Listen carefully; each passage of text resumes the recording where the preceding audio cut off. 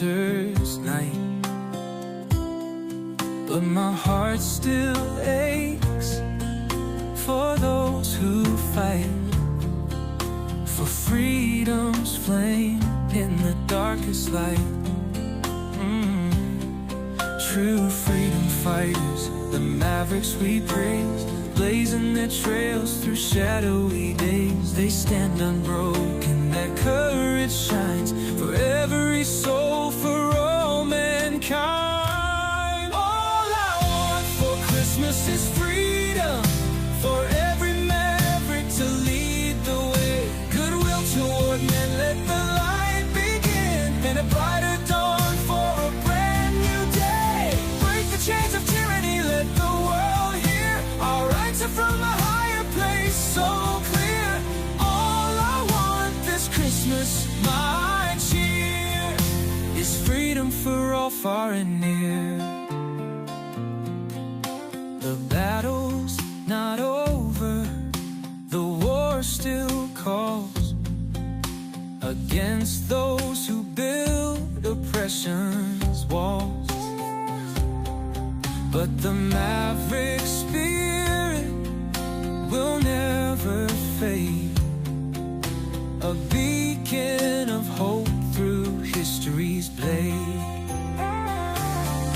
So we pray for strength and we stand as one, for the rights of the many and the dreams yet spun. The gift of freedom, it knows no price, born of courage, sacrifice. All I want for Christmas is freedom, for every maverick to lead the way. Goodwill toward men, let the light begin, and a brighter dawn for a brand new day. Break the chains of tyranny, let the world hear our rights are from a higher place, so clear. All I want this Christmas, my cheer, is freedom for all, far and near.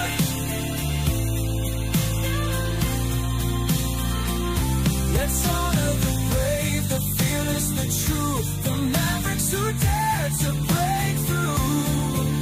Their fights our fight, their cause divine. Freedom for all, for your heart and mind. All I want for Christmas is freedom, for every maverick to light the way. Goodwill toward men, let the peace begin, and a brighter world for us to stay. Stand against dictators, let justice ring, our rights from above, the anthem we sing. All I want for Christmas this year is freedom for all, far and near. Ooh. This Christmas we remember the mavericks so bold, who carry the torch in the freezing cold. Freedom's the gift, the fight never done. This Christmas we pray it's for everyone.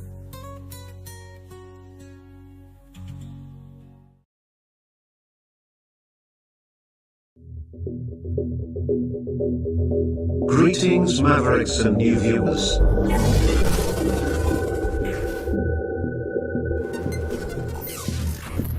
Tonight, direct and live from the Maverick News Network World Studios.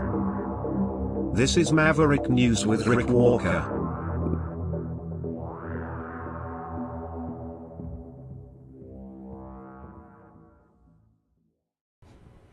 Welcome back, everyone. Great to have you here tonight.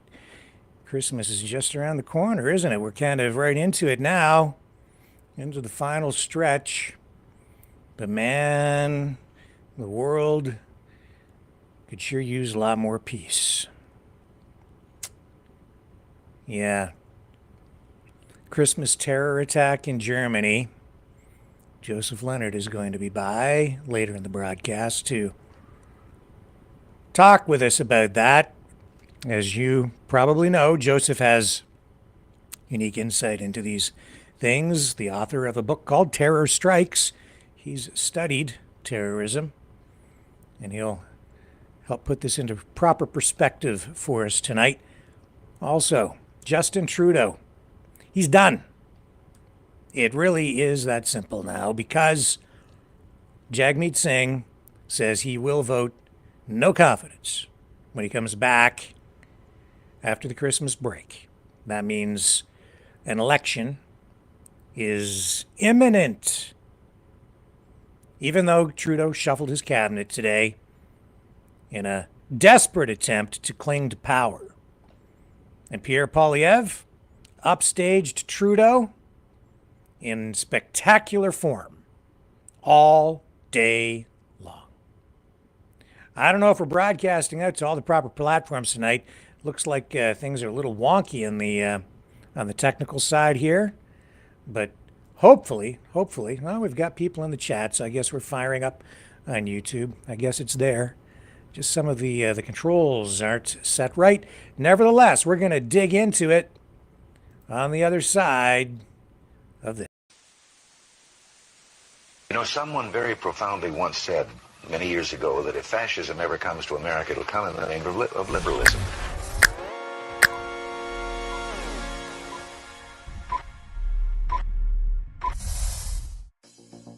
Well, I think it's time we ask ourselves if we still know the freedoms that were intended for us by the Founding Fathers. If we lose freedom here, there's no place to escape to. This is the last stand on earth. The entire world is watching. Every dictator, every crazy dictator in the world is watching.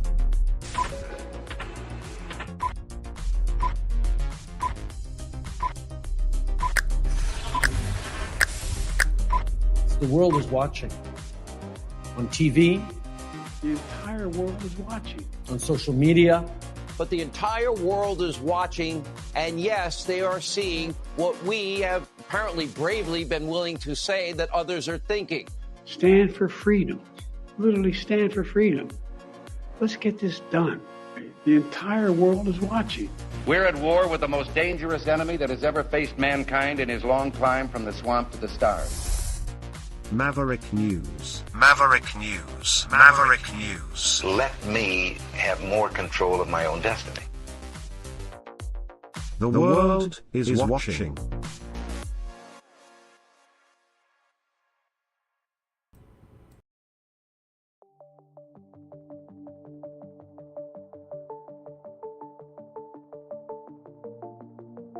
Greetings, brave Mavericks. Our quest for truth continues.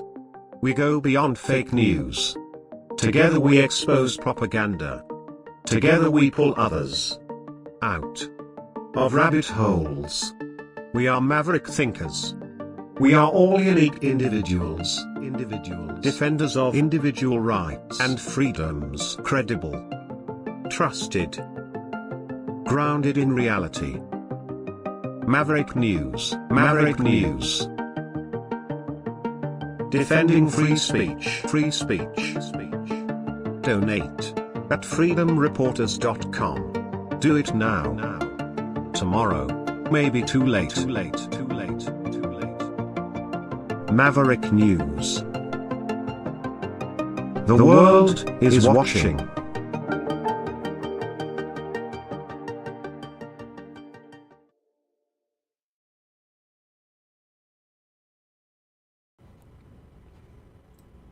Another incredible day in politics in Canada.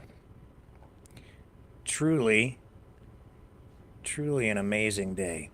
It's just been one dumpster fire after another, day after day, since earlier this week when Canada's Finance Minister, Chrystia Freeland, resigned just moments before she was supposed to table the fall economic statement that had been delayed and became the winter economic statement, a prelude to revealing that the federal budget deficit had ballooned beyond the guardrail, $42 billion to almost $62 billion,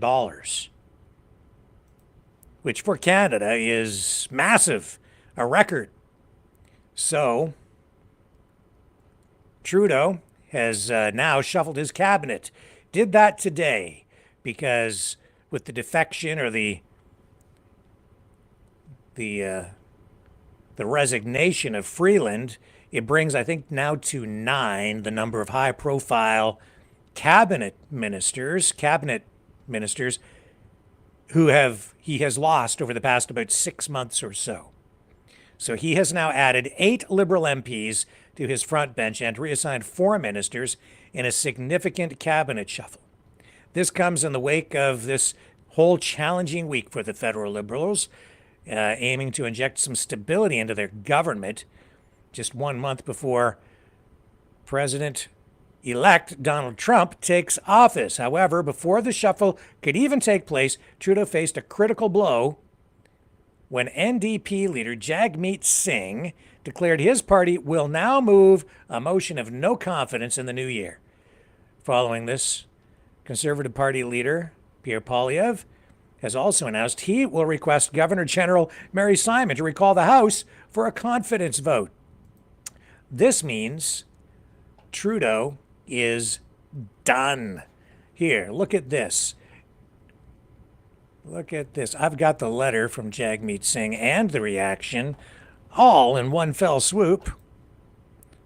The letter from Jagmeet Singh and the reaction from Pierre Poilievre. So first off, let's show you the letter. Here we go.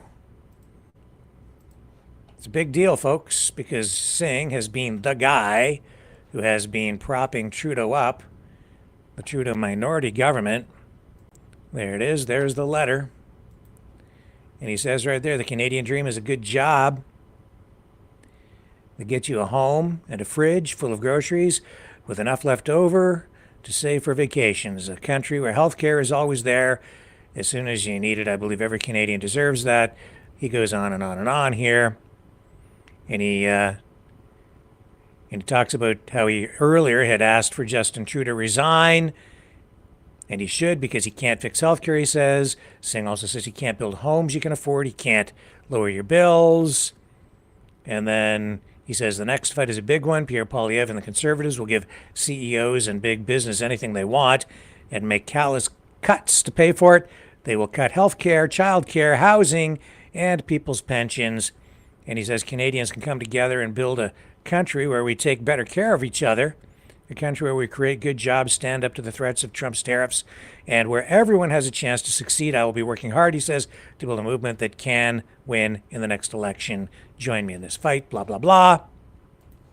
And he says he will vote no confidence when he comes back. That's around the 27th, I believe, of January. And here's Pierre Poilievre's response. He says, Pierre Poilievre, leader of the Conservatives, says, "Ha! Now the Parliament is closed and there is no chance to introduce any motion for months until after you get your pension. You did the same stunt in September, claiming you'd no longer prop Trudeau up. Then you went back on your word and voted 8 times against an election. And for your boss, Trudeau, just 11 days ago, he says, you voted against a non-confidence motion filled with your own words. Had you voted the other way, we'd be almost halfway through the election now. Only common sense Conservatives can and will replace the costly NDP Liberal clown show. Axe the tax election now." So I think that's the second time in about 2 or 3 days that Poilievre has referred to the whole Trudeau Liberal NDP coalition scenario circus as a clown show.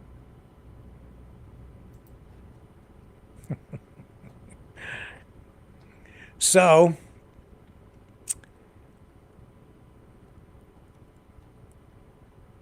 yeah, so Trudeau did shuffle his cabinet today, and here's what we have on our hands. We have some backbenchers, some no-namers, MPs that people have never heard of before in many cases, filling key roles within the Trudeau government's cabinet. These are the like plum positions, the ones that these are the positions, these are the people that actually run things. The ones in real charge. You know, everybody else basically gets a vote. These guys, they implement policy. So Ontario MP Nathaniel Erskine Smith is now Canada's Minister of Housing, Infrastructure and Communities. She replaces Sean Fraser, who won't be running again. David McGuinty from Ontario takes over the public safety portfolio from Dominic LeBlanc, who stepped into the top economic position, finance minister, after Chrystia Freeland's sudden resignation earlier this week. New ministers joining the cabinet include Quebec's Rachel Bendayan as Minister of Official Languages and Associate Minister of Public Safety, Quebec's Elizabeth Breyer as Minister of National Revenue, succeeding Marie-Claude Bibeau. He's not seeking re-election. The rats are jumping off the ship. Manitoba's Terry Duguid, now Minister of Sport and responsible for Prairie's Economic Development Canada. Nova Scotia's Darren Fisher has been appointed as Minister of Veterans Affairs and Associate Defence Minister, and Newfoundland and Labrador's Joanne Thompson will take on the role of Minister of Seniors.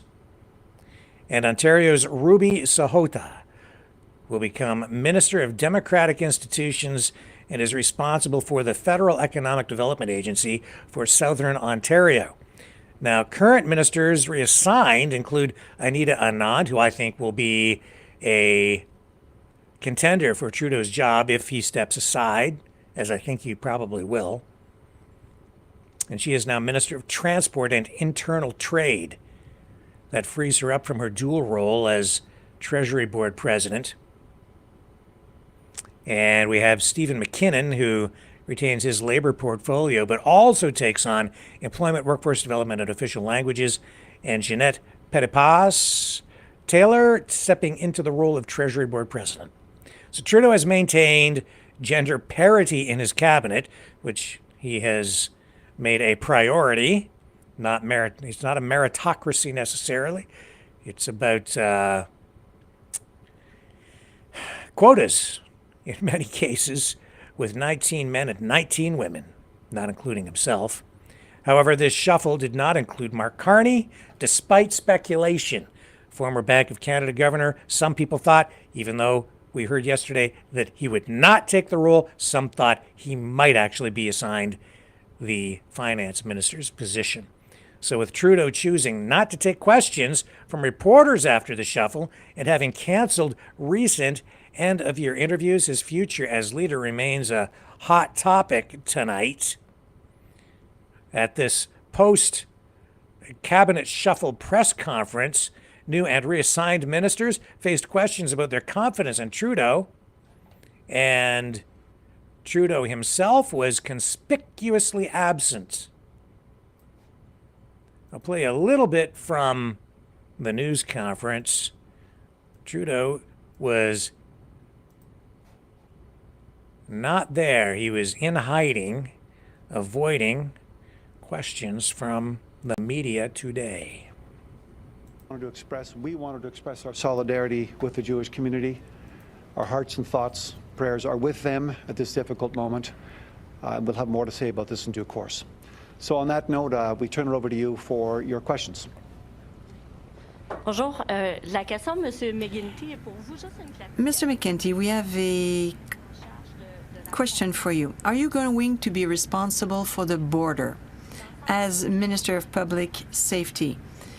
I know that, Madame Brière, you're having issues with your voice, but Jagmeet said today that he will put down the government. So before they gave you this position, did you receive some instructions? Are you prepared to be there for 2 months or 3 months? Thank you for the question. Let's go back to the border question, to the issue at the border. I will be working with Minister LeBlanc. He was participating at the meetings prior to my nomination.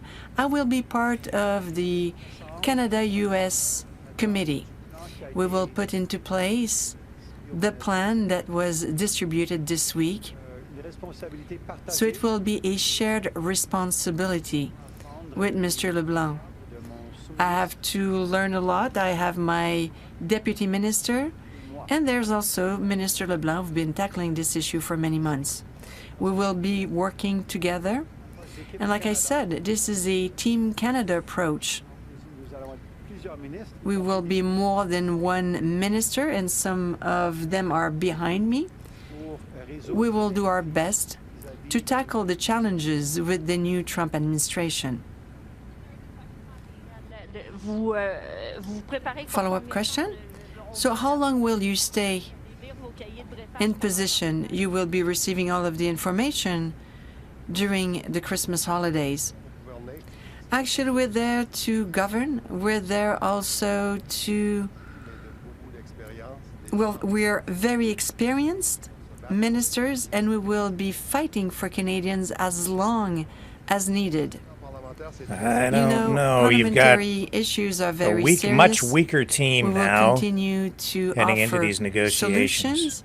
We will continue to govern the country, and we will be tackling economic issues. We will be working for Canadians, for Canadian workers, and we will stay as long as needed. Can you say on the other language?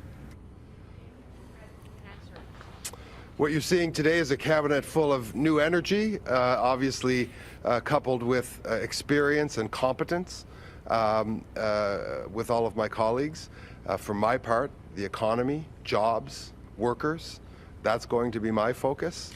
And this cabinet and this government will continue offering solutions for Canadians as long as we go. Of course, other opposition parties are free to vote as they will, but we will be continuing to offer solutions for Canadians right up to our last day.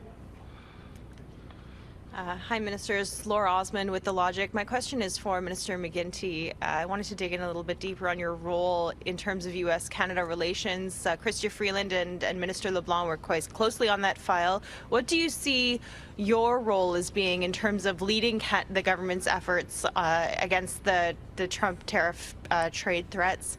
And what will your responsibilities be, given that LeBlanc is taking so much responsibility for the border? I think our approach is one where we recognize that we need all hands on deck, where not only different portfolios, different ministers must cooperate, but for that matter, we have to cooperate with our premiers, our big city mayors, our Indigenous leaders, different business representatives, because this really is a Team Canada approach. I'm convinced that we're going to be able to resolve the issues between Canada and the incoming American administration. We have a history of cooperating. This is the largest undefended border in the world. We have always overcome challenges between us. Both sides of the border understand the importance of security in terms of the economy. Yesterday we had the border czar from the United States on Canadian television saying there were very, very many positive developments in the relationship as we find our way forward and manage this most important of relationships. So I'm encouraged. I'll be working with Minister LeBlanc and others to make sure that we bring a seamless approach to resolving these issues on behalf of Canadians. And we're getting right to work. I mean, right after this meeting, most of us are meeting with our deputy ministers and moving forward. But what specifically is your responsibility? My responsibility will be to work, obviously, with the RCMP, with the Canada Border Services Agency, with overseeing Correctional Services Canada, obviously the security CSIS. Intelligence Service. My responsibility will be to work with my partners in the United States and to actually begin delivering on much of the resources that have been provided to public safety just this last week in the economic statement, which will allow us to make improvements to meet the challenges that the White House seems to be raising with us. I am convinced that working together with my colleagues here and beyond, we're going to do this for Canadians. This is just too important not to get right together. This will be the last question. Dernière question, s'il vous plaît. Hi, Ministers. Raïs Patel, the Toronto Star. The Prime Minister is not, standing behind you, supporting you publicly. The Prime Minister is not here today to answer questions and address Canadians. My question's for each of you. What do you make of that? Yeah, you take it. I don't want to talk about it. The Prime Minister is working hard to make sure that we lead this government and we deal with the pressing issues of today. The Prime Minister has all of our full support, and he obviously has shown lots of confidence in us, and that's why we're here today. We were just with him inside and had some great conversation as to the work that we have ahead of us. And we're really laser focused on doing that work and making sure we deliver for Canadians. Not for much longer. It is a very important moment for all of us, and we're there to work together. We have to work for Canadians. We have to fulfill the needs of our population, and it's a very difficult moment. And as you can see, there's a lot of energy around the table. We want to work for everyone. We have to look forward, make the right decision, and this is what we will do. In French? Where is the Prime Minister? He's not there. Do you think he has to leave? It's more than one question. Actually, we trust the Prime Minister, and we have trust in the government. We wouldn't be there if it was not the case. At the same time, we want to face all of the challenges that we have. David mentioned a couple of elements, such as the border, our relations with the United States. These are our priorities. We also have the economy, employment, and workers. I've been tackling this issue over the past few months, and I will focus on that in my new role. Government's falling apart. He's left you alone in the cold. Where is he? The Prime Minister has of course, been working all week, working to fashion the government and to continue to work on our priorities. The Prime Minister is the hardest working person I know. This was the last question. The Prime Minister has been very focused on working with his cabinet, working with his government on Canadians' priorities. He's done, man. That was the last question. You can go ahead. Done. Okay. Okay. Absolutely done. That's it. Look, the Liberal Party is an extraordinary institution. Yeah. I remember being here this summer and discussing the fact that you should never count the Liberal Party of Canada out. Thank you. Oh, well, I wouldn't do Merci. that. But Thank you very much, and Merry Christmas, Joyeux Noël à tout le monde. Merci. Thank you. Thank you. yeah. Run away. Well, there you have it, the last Run away. grouping of new Run ministers away. sworn. Run away. Run away as quickly as you can. They're done. Absolutely done. Even the reporters who are bought and paid for with government grants now, all the mainstream media gets money from the government. And for a long time, they were only saying nice things about Justin Trudeau and the Liberals, but not now. That reporter's like, the whole government's falling apart. Where's the Prime Minister? He's left you out here in the cold. Yeah, he is nowhere to be found. He's off in hiding, and probably wise, because he would have faced a firestorm of questions today. He's on the run, folks. And Pierre Poilievre is ready to run because there is well, first of all, let me show you this. There is a petition that has been launched by Conservative Member of Parliament, Michelle Ferrari. I can show this to you. It's petition E-5289.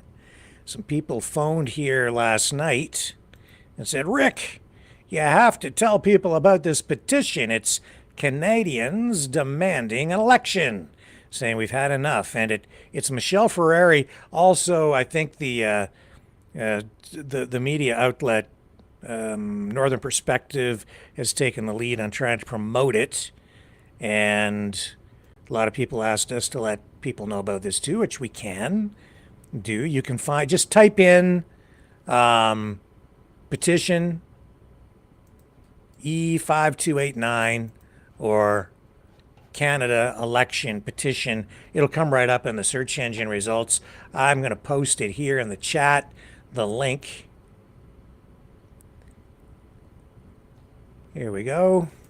There's the link. And I'll go over to Rumble and post it in there too. It's in YouTube. And we'll put it over here in the Rumble chat. So if you want to go and sign that petition, you can. About 35 or 37,000 signatures already in the last 24 hours since that went up. People are saying, we want an election, and we want it now. So there's that. And then Pierre Poilievre following up with his own news conference, not afraid to take questions from reporters. Justin Trudeau's on the run. Pierre Poilievre is ready to run. Thank you very much, everyone.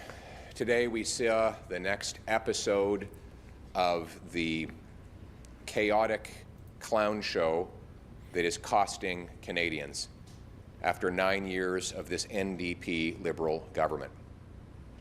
And look at all the players in this drama. They're taking care of themselves, fighting for their own personal self-interest while they embarrass the country, tank our dollar, unleash crime and chaos in our community, threaten our trade relationship with our biggest partner.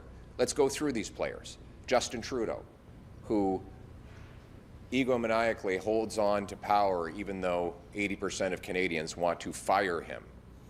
Then there's Chrystia Freeland, who is just fine with doubling the debt, doubling housing costs, doubling the number of people going to food banks, quadrupling the carbon tax, breaking the immigration system, but then suddenly had a change of heart the second she realized she was getting a demotion. So it was really all about her. A demotion that would see her replaced with carbon tax Carney, who had committed to the Prime Minister that he would take the job of Finance Minister after he, as the economic advisor after all, helped write this fall economic update with a $62 billion deficit included in it. And then you have Jagmeet Singh, who, after he duped you all and claimed he'd ripped up his deal with Trudeau, voted 8 times to keep Trudeau in office over the last session of Parliament, and including voting against a non-confidence motion that was made up of his own words 11 days ago. If he had voted for his own words, we would be a third of the way into an election campaign right now. But he suddenly had an epiphany and says that he can no longer support the costly chaos that he has enabled as part of the NDP Liberal coalition. This is quite the drama with all these personalities that you're all breathlessly covering, but I'm interested in the dramas of other people, real people, the people who have seen their housing costs doubled, rising faster than any other G7 country, the 2 million people lined up at food banks, which is also double, the 50% increase, people who are part of the 50% more crime victims, or the 116% more gun crime victims since Trudeau took office, or the millions that are unemployed as our economy collapses, or the seniors who will struggle to put food on the table after our dollar tanked in the middle of all this chaotic clown show on Monday, now below 70 cents a litre for the first time in almost 2 decades. I worry about the workers whose wages are stagnant while American workers boom because our investment per worker has collapsed by 23%. I worry about the single moms who are struggling to pay for the massive increase in food prices that have gone up 37% faster in Canada than in the United States, something that coincided with the NDP Liberal carbon tax on farmers and truckers. I worry about the 28% of Canadians who said they're considering moving to another country because life has become so hellish after 9 years of this NDP Liberal government. I worry about the children who will inherit the $1.2 trillion debt. More debt was added in the last 9 years of this NDP Liberal government than in all prior governments combined. I worry about the families who've lost were among those who've lost people to drug overdoses. Now 47,000 Canadians have died, more than died in the Second World War after the NDP Liberals liberalized hard drugs and allowed our border to fly open. I worry about the people who've lost hope in this country. They are the ones we should be focused on. Instead, we're focusing on the chaotic clown show that is costing Canadians today. This cannot go on. With a U.S. president coming in threatening tariffs early next year, we cannot have a chaotic clown show running our government into the ground. What is clear is that Justin Trudeau does not have the confidence of Parliament. Since the last confidence votes happened, there have been 3 major developments. One, the leader of the Bloc says he's changed his mind. He no longer has confidence in the Prime Minister. 2, just today, Jagmeet Singh claimed that he no longer has confidence in the Prime Minister, albeit he intends to wait until he gets his pension, until he votes accordingly. But still, he says he's lost confidence. And then there are 18 Liberal MPs, including the former Deputy Prime Minister, who've all lost confidence in the Prime Minister. Add them all up and you have 70% of parliamentarians who do not have confidence in the Prime Minister.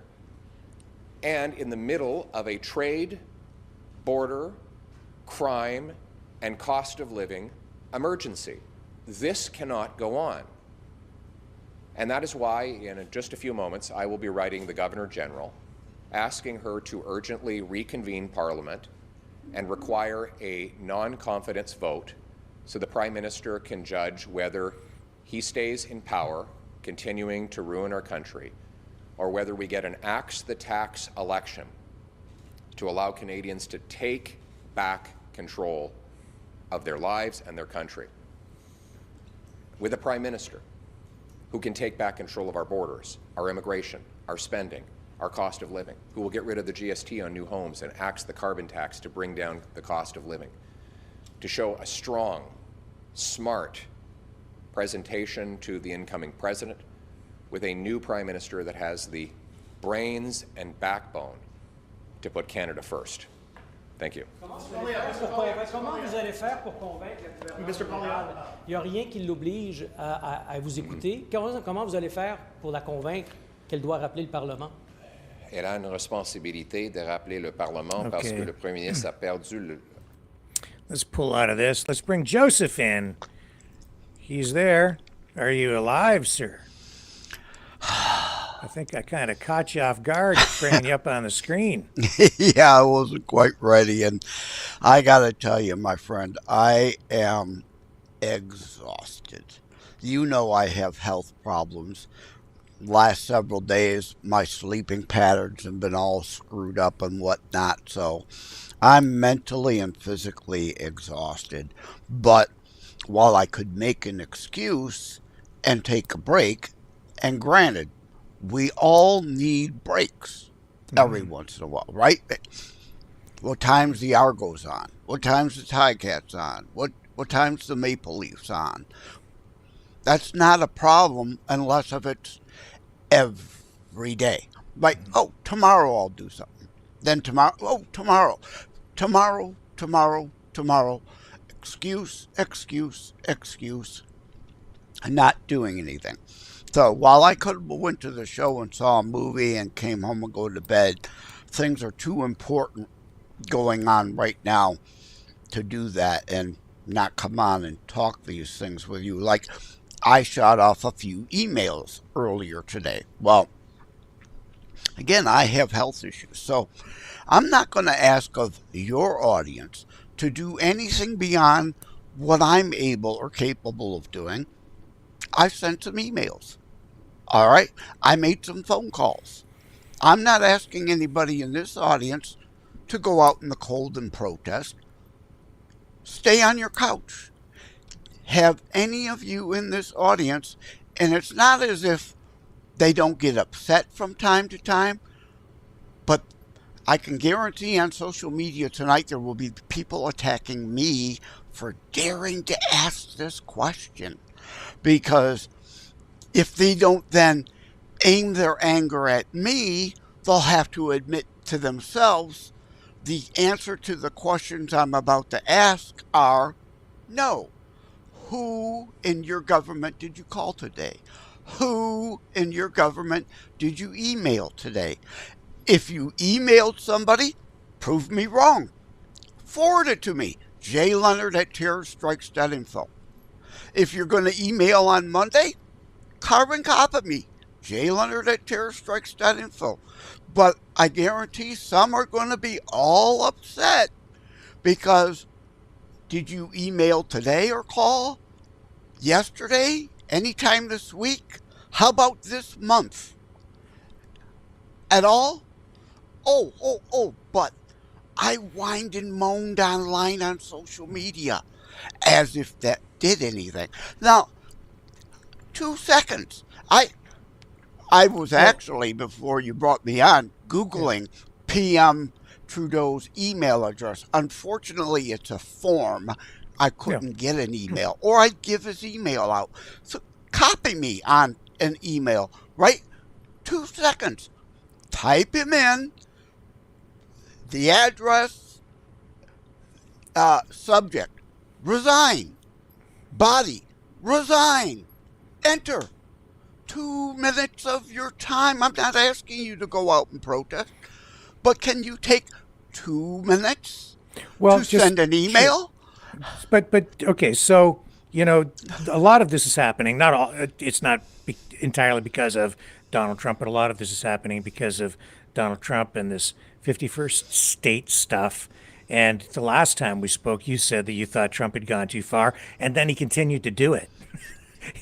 There was even more of it, right? So what do you make of all that? And again, I think it was stupid. I think it was unnecessary, but it cuts both ways. And part of why I said it was stupid is it gave Trudeau deflection material. Oh, look at that. Look at that.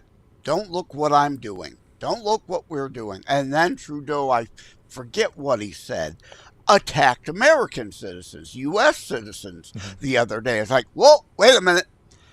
Right? Yeah, well, Can't be a hypocrite here. You said American voters had failed to elect a female president for the second time. Yes, thank you. Yeah. Okay, Justin.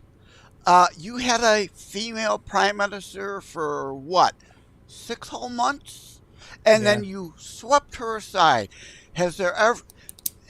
Justin Blackface Trudeau, step aside. When are you going to have a black female PM? Step aside. And support one. And it was not a liberal who was the first female prime minister of Canada. Which is why swept aside so conservative, quick. Conservative Kim Campbell. That's why, yes. Yeah. Obviously he's sexist, though. You're all sexist. You got rid of your PM after 6 months, but yet Trudeau's going to criticize us about not electing ultra-commie, fasci, soci women. I'm happy to vote for a woman. I'll vote for Kristi Noem for president any day of the week. Not Hitler, not the communist. CTV News has been scoring big in the past week on the politics portfolio because they had you're from just so people know, in case you don't know, Joseph's over in Detroit, and of course he's an American, right? And over here in Canada, CTV News had your new border czar Joseph Tom Homan on for an interview, and he was talking about, this is, for Trump, this is like the threat of a 25% universal tariff on everything leaving Canada for the U.S. That's a threat. It's also a tool to get what he wants, which is a tighter border, or so he says. Art of the deal. Art of the deal. And it's a prelude to upcoming negotiations to renegotiate the USMCA, which is the North American Free Trade Agreement, which he renegotiated the last time he was in office. And today, CTV scored again and helped Pierre Poilievre, the leader of the Conservative Party of Canada, upstage Trudeau when they scored an interview, a year-end interview with Poilievre at just the right time, because the cabinet shuffled today, and that whole issue of Canada becoming the 51st state came up. And I'll tell you this. Trudeau went down to Mar-a-Lago, sat with Trump, and basically just, let Trump walk all over him, right? Poilievre was today on fire in this interview because he was both diplomatic and showed that he was strong. Let's run a little bit of this interview for you to give you a taste. Once again by the leader of the official opposition and the leader of the Conservative Party of Canada, Pierre Poilievre. Welcome back to the show. Great to be with you, and Merry Christmas to you and your viewers. Yeah, Merry Christmas to you too. Before we get started, I just want to set the table for our conversations. Canadians are very familiar with your messaging, and obviously it's working for you. You're enjoying a 20-point lead in the polls. But what I'm not familiar with, what Canadians aren't as familiar with, is your relationship with the incoming President Donald Trump. How would you describe your relationship with him right now? Well, I don't have one right now because I'm not the Prime Minister. I've been very conscientious about putting the country first and avoiding dividing the message. So that said, I have the strength and the smarts to stand up for this country.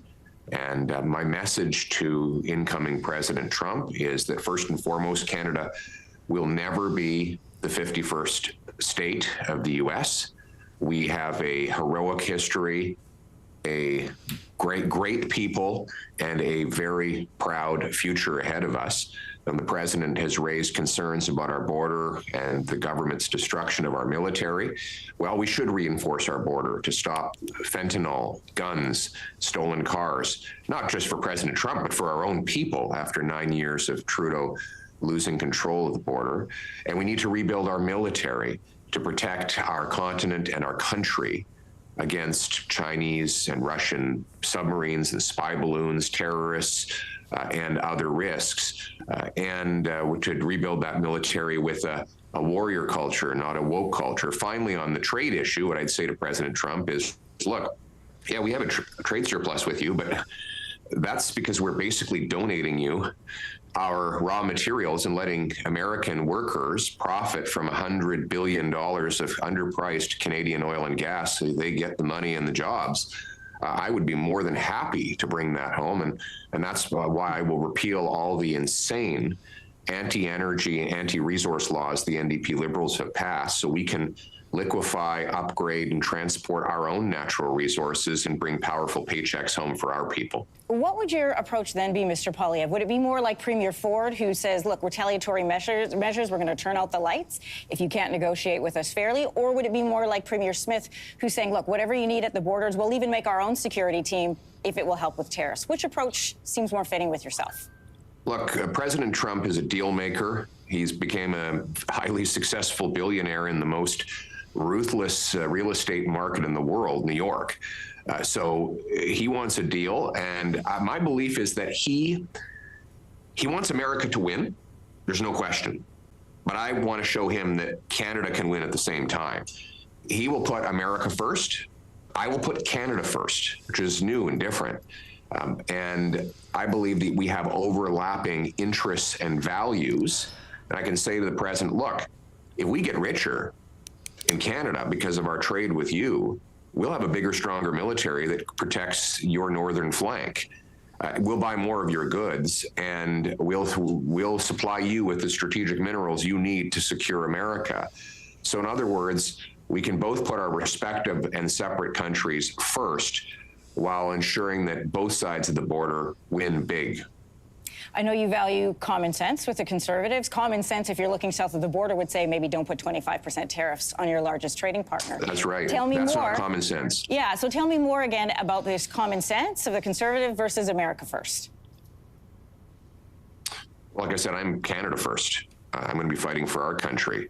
And that includes things I will do here. You know what else doesn't make sense? The tariff that Trudeau and the NDP Liberals are imposing on Canada. Called the carbon tax. They plan to quadruple it to 61 cents a liter. Can you imagine Donald Trump sitting in the Oval Office calling our businesses saying, hey, you want to get out of this carbon tax? Drive 50 kilometers to the south. You can work and drive your trucks and operate your factories with no carbon tax. And where other taxes are going down, it will be a large sucking sound of jobs and money leaving our country. That's why we need to axe the carbon tax. We need to cut other taxes, speed up permits, unleash mining, pipelines, and other major projects to bring home production and paychecks to Canada. And that's what I mean when I say Canada first. When we take a look at trade, for example, just so I get a Almost clearer done with picture of this. what it is that you are wanting and willing to negotiate with him, part of negotiating any deal are two things. One, what are your non-negotiables? And two, what are the pressure points? So what pressure points will you press on America to bring out a good deal for Canada, Canada first? And what are your non-negotiables for this country? Well, our non-negotiables is that I have to put our country first, and I'll never sacrifice our interests for any other country in the world. What about immigration? Oh, well, we have, like, even Justin Trudeau's immigration minister admits that our immigration is out of control. Last year, we brought in 1.2 million people, and the number of doctors in Canada actually went down. And so forget whether Donald Trump likes our policy. Justin Trudeau's total reckless incompetence, supported by all Liberal MPs, has caused complete chaos. He's lost control of the border, lost control of immigration, lost control of spending, debt, and inflation. We need a prime minister with the brains and backbone to take back control of immigration, border, spending, housing costs, crime, and drugs.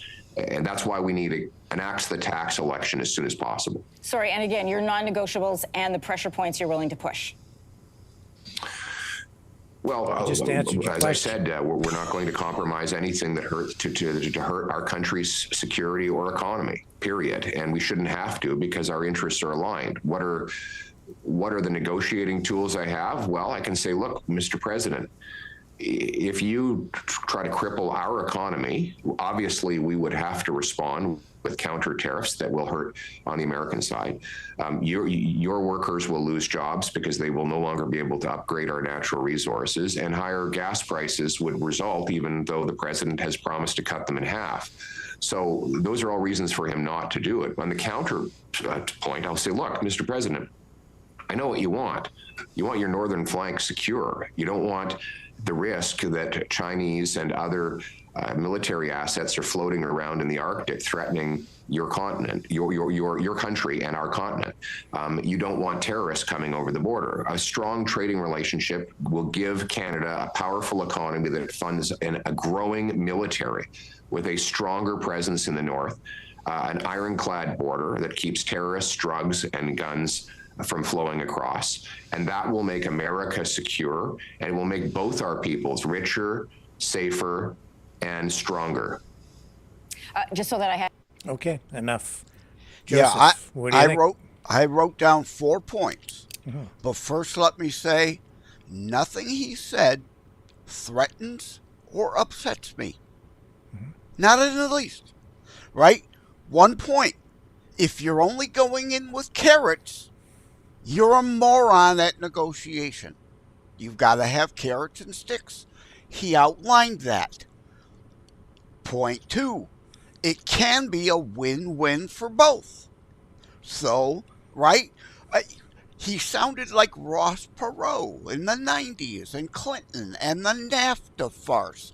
The giant sucking sound of all the jobs leaving Canada and the U.S. into Mexico because of bad deals. We need a deal that indeed is win-win for both of this. Number 3, I'm not just calling out my Canadian friends. When I say, who did you email today?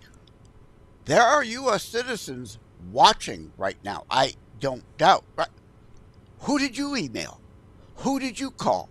And I don't want an excuse. Well, in Canada, the government's melting down. I could just sit back and, roast marsh. No. We, the people, our documents say, are you the boss or are they the boss?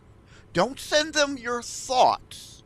Send them your demands. And it can be resign in the subject and the body, and the same with some here in the United States. No, the omnibus farce. You thought we weren't paying attention. You were going to spend another $1 trillion on top. No, we're not going to wait for Trump to come in. Send them an email now. Resign now.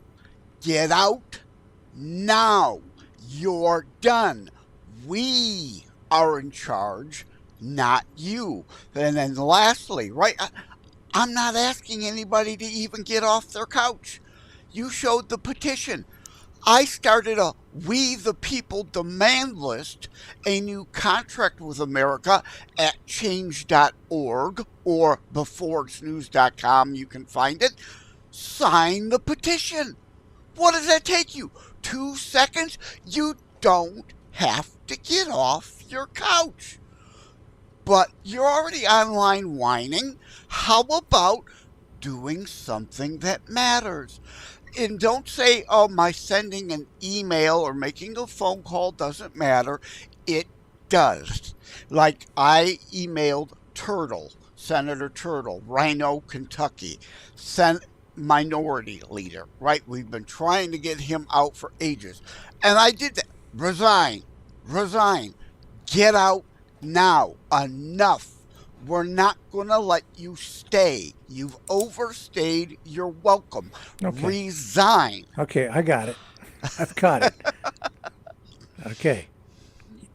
To give you the Reader's Digest, thousands do that. Okay, so if I'm reading you correctly in understanding this, you want people to write emails to politicians asking them to resign, specifically Trudeau. Got it. Okay. I think we're clear. Yeah, the point here is that most people are in the excuse making. Okay. Right? Let's move on, because we've been on this now twice, anything. and we've probably got 15 minutes into this. So I think we're pretty clear on this one. Thank you. But no, people will be upset at me for calling them out rather than being upset at themselves for not doing anything. Right? You know I'm right. Yeah. Okay, so we'll see where the petition goes. We'll also see what happens with the letter that Pierre Poilievre sent to the Governor General asking for Parliament to be reconvened for a non-confidence vote. I bet you it doesn't happen, but at least he's writing the letter and trying on his end, but I don't think it will happen. We will likely have, because Parliament's suspended now for the Christmas break. This will give Trudeau a little bit of breathing space. But I said before, I think what will happen here is like his father back in the 1980s. I think it was 1984. His father took a walk in the snow, a very famous piece of Canadian history, decided that he was going to resign, and then announced it. I think he will take his walk in the snow over the holidays. You know, it's notable as well that Justin Trudeau was born on Christmas Day. And his birthday is around the corner. Christmas is around the corner. Born with the silver spoon in his mouth. If the timing is right, he can take that walk in the snow. He can make the announcement, do it with some level of dignity still, before, so that they actually have to get the actual hook out, grab him by the neck and yank him off the stage. At least he has a little bit of breathing space to escape with, a tiny weeny beeny bit of dignity. That's his grace period that he's getting here now. But I don't think it'll happen. We're not going to see Parliament reconvened. I think that's political posturing. It won't if we just stay silent. Well, yeah, that's right. But make a call. Fill up their voicemail, right? You won't regardless, get through, it'll fill up. But the other point here is, and the most important point, is Jagmeet Singh has said he's going to vote non-confidence and force a non-confidence vote as soon as he comes back. So that's where you have to focus the effort, if that's what you want.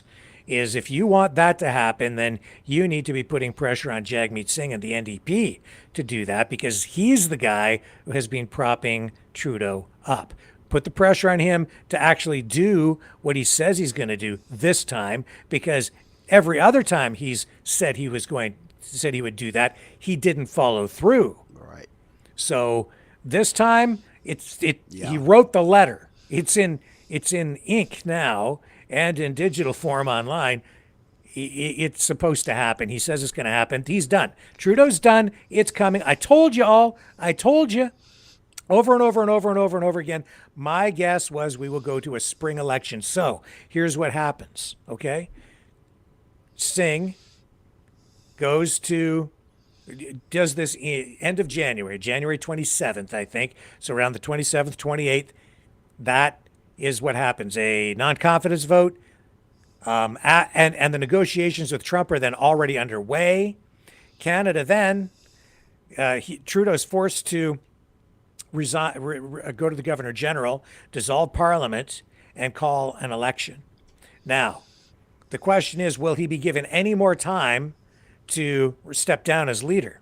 I think that he will if there's enough pressure within the Liberal Party, Trudeau will step down as leader over the Christmas break. They'll have Dominic LeBlanc, acting finance minister, step in as interim leader while they have some sort of a quick leadership convention. Parliament will be dissolved very quickly afterward, and then we'll go into an election. But it'll go, so that's now February, March. So you're going to be into, like I said, a spring election. They don't want to go to the polls in the winter when it's cold if they can help it. They like to do it when the weather's warmer, so they get better voter turnout and people are more focused on it. So you're looking at the government's going to need time, like the bureaucracy, Elections Canada will need time to get things cranked up. You're looking at April, probably an April election, mid-April to early May, April. It'll probably run. Yeah, the campaign will begin almost immediately, and it'll run January, February, maybe end of March. It may be March, April. You're looking at the election, and that's my prediction, is when we're actually going to end up going to the polls. So you're not going to have to wait till next fall, folks. It's going to be, I think, in the spring. Trudeau may hang on. If that happens, the Liberals will be completely destroyed because there's not enough time for him to recover. We can hope. Yeah. Well, it's going to happen. April isn't soon enough, but I get the logistics and that makes sense, and you've got to have time. Because because Elections Canada has to hire all the people to run the polls, they have to run the ads, hire all the staff, get everything in motion, right? It takes them, at least a month to 2 months to just do that. Yeah. And so that's what we're looking at here. But here's something people could do on social media while you're there whining and moaning about me daring to ask you a question about what you're doing. And tag me on, I'm not on X, but most social media, I'm at J. Leonard Detroit. Mm-hmm. Rick already pointed out that information is in digital form now and no doubt being shared around social media. Find it everywhere you can and repost it. Wherever you find it, hit like. And again, I don't care who you email or call in government, but do something. I want their email inboxes and their voicemails full for Monday, and them knowing darn well what it's all about. They don't even have to listen to it or read any of it, because again, you're putting resign now in the subject. So some people are, saying that Trudeau might prorogue Parliament in order to buy himself some time. And so what does that mean? Well, it means that the current session of Parliament would formally end, but it wouldn't actually dissolve Parliament entirely. So it would be the end of the session. Not bad, though. They can't do you any more harm if they go away. Except that he gets to linger, and then all the current policies remain in place. But when Parliament is prorogued, all the current sessions of the House of Commons and the Senate, they all come to an end. That means all ongoing legislative work, committee activities and debates, it's all halted. And then No any more harm. bills, plus any bills that have not been passed by both houses before prorogation, do not proceed after that point. They're considered dead unless reintroduced in the next section. But if they have to be reintroduced, this is good, Joseph, because there are some pretty, I would say, damaging pieces of legislation pending that if they were to be approved and receive royal assent, they could do some serious damage on issues like censorship and immigration. And it would take more time later then to have to address to overturn it, like our lame duck Congress right now, trying to sneak through a bunch of crap. No, shut it down so they can't do you any more harm. Yeah, no more good can happen, and Trudeau will be hanging around a while, but like the carbon tax, what a dumb idea. He's absolutely right, but shut it down so they can't do you any more harm, like our lame duck session of Congress is still trying to do to the U.S. citizen people till the new administration takes over on January 21st. Well, I don't think we're going to get a prorogued parliament this time around. I think there's just too much pressure on Trudeau, too much pressure from within the Liberal Party itself. He is in a state of crisis, and this cabinet shuffle today didn't do the trick. Even the media today, really putting pressure on him, saying literally the government, that reporter in that question said, the government is falling apart. Where is the prime minister? I wish I had a baseball bat. So just imagine, pretend with me, if you will, this is a baseball bat. And let me beat that damn dead horse again. Email, call. You must be part of the pressure. Sitting around watching TV doesn't cut it anymore. Do things that matter, not just blah, blah, blah, blah on social media.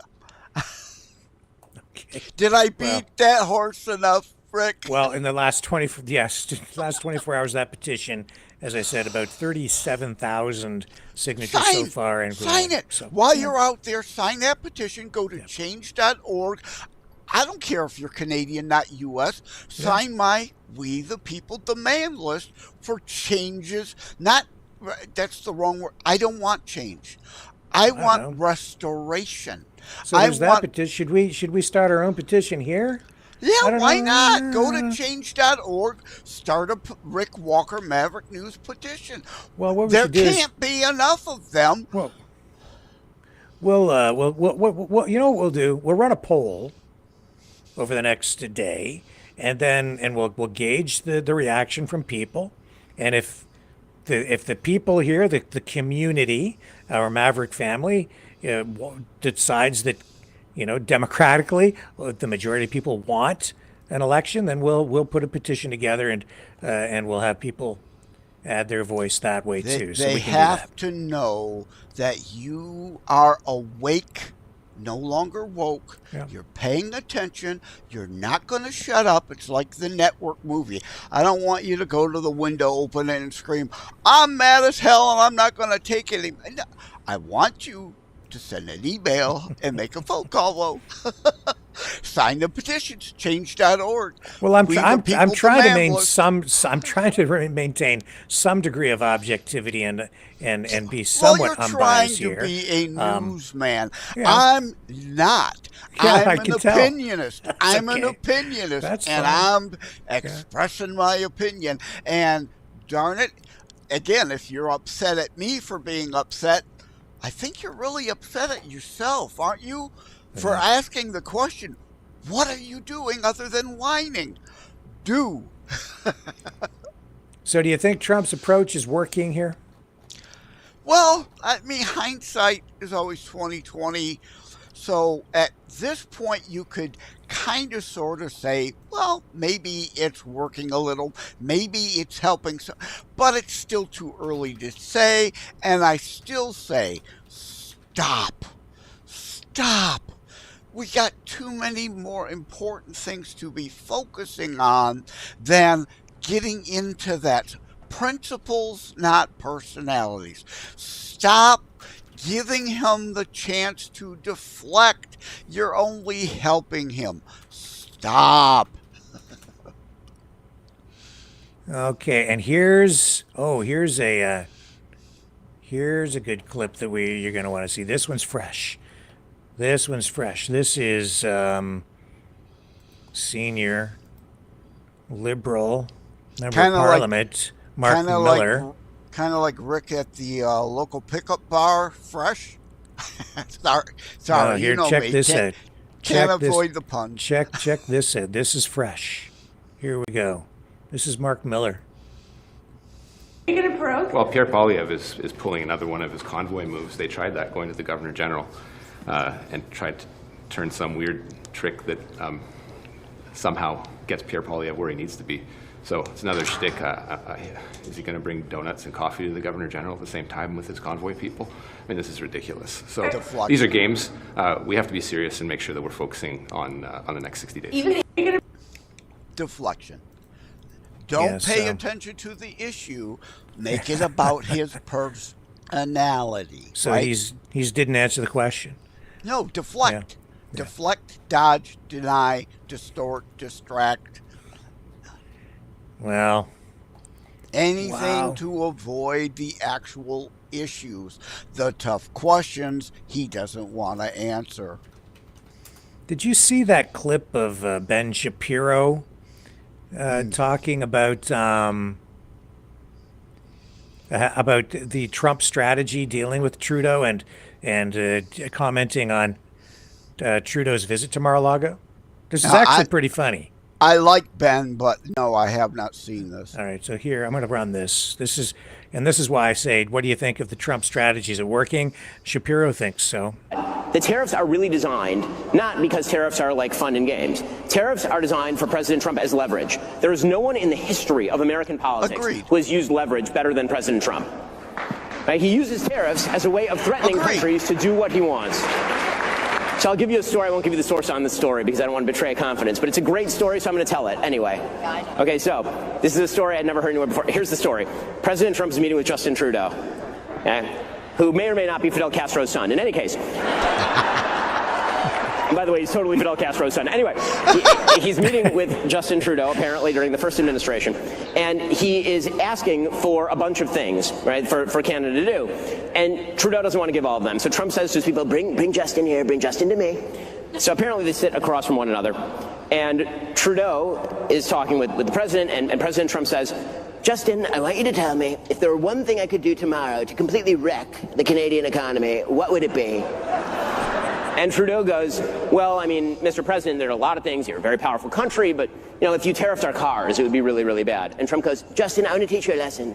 The first thing not to do in a negotiation is answer the question, if you could do one thing to destroy me, what would it be? So, of course, President Trump continues, I don't care about Canada. I only care about America. So I'm going to tariff all your cars unless you give me what you want. He got what he wanted. Okay, that's how I think President Trump thinks about tariffs. I don't disagree with, again, carrots and sticks. Yeah. You might not be happy about the threat of a tariff, but indeed, it mostly is there as the stick to negotiate away. Wow. And as I've said on your show before, some people studied The Art of War by Sun Tzu. Trudeau and Biden studied The Art of Stupid by Sunburn. Well, I was never that upset about the threat of the tariffs because there's no way that's going to happen. But what I haven't really appreciated is the whole thing about the 51st state. Yeah, I can't. Stop. That's too much. Agreed. Because that's an insult to Canadians. It's a verbal assault from the world's most powerful person on Canadian sovereignty. That's a real threat. So was Trudeau's offhand comment about female president when you tossed aside your female PM after only 6 months. And that was a long time ago too, Kim Campbell, when she was the prime minister. I liked Kim Campbell, actually. Did he forget about her? They try to because she was a conservative. Yes. Right. He tries to forget all about her. But it shows again, he studied the art of stupid by Sunburn, not thinking that I am smart enough to look it up and bring it up after his stupid comment. So, well, we've got other stuff to dig into tonight, and important stuff at that. When we come back, we're going to dig into... I'm going to say they're freaking fake reports again of attacks on U.S. warships, and then we're gonna talk about this Christmas terror attack over in Germany, and that's really why Joseph is here. That's what he's going to help us out with most tonight. So don't go away.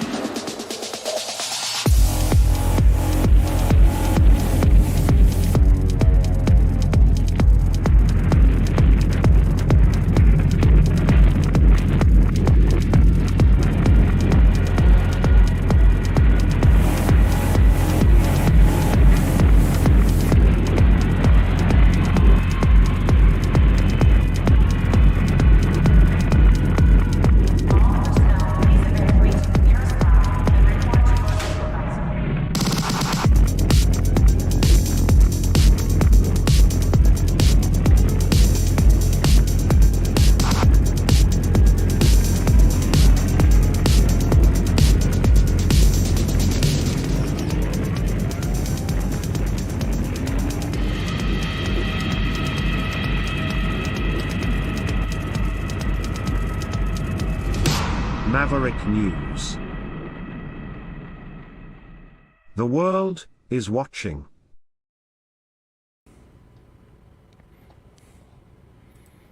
Okay, I don't know if Joseph is back with us or not. Are you there, sir? No, I don't think he is. Let's give Joseph just a moment longer on this break, and we'll pick it up.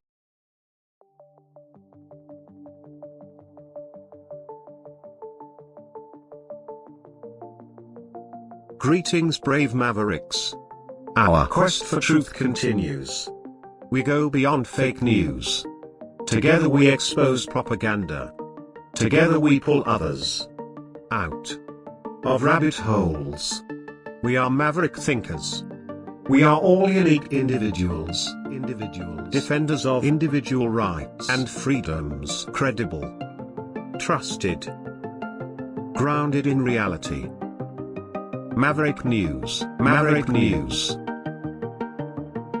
Defending free speech. Free speech. Donate at freedomreporters.com. Do it now. Tomorrow may be too late. Maverick News. The world is watching.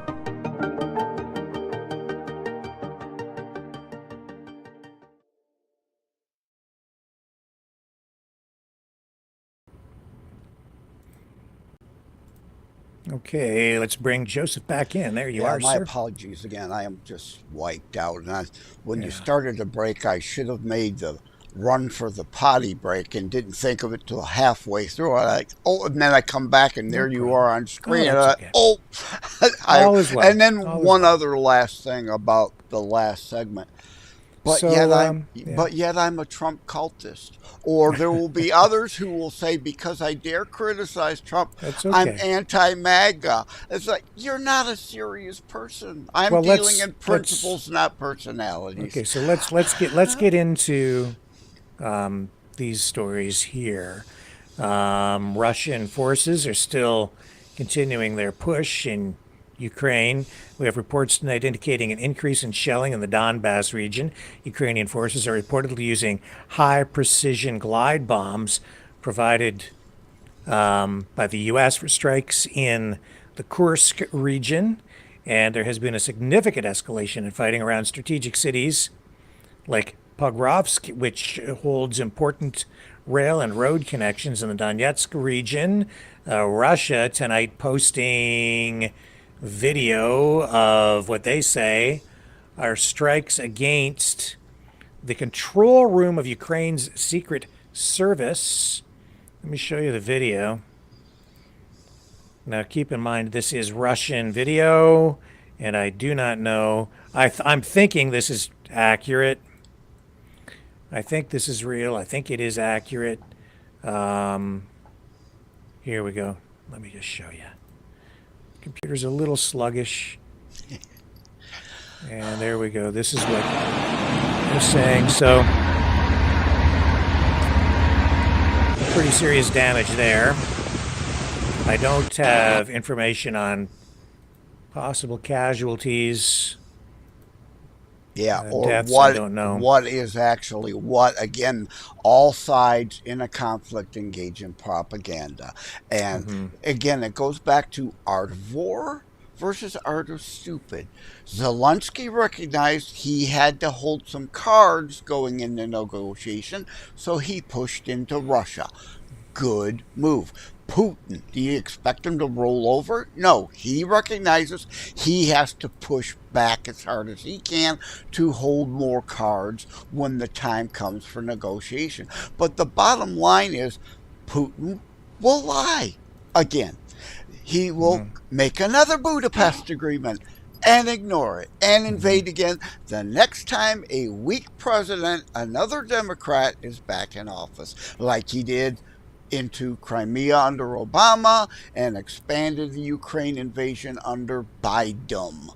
And so we've seen attacks in the Red Sea. There's been some sort of an exchange between the Houthi rebels, which are allied with, or the axis of resistance, as they call it. They're on the Russia's side and Iran's side. This is the axis of resistance.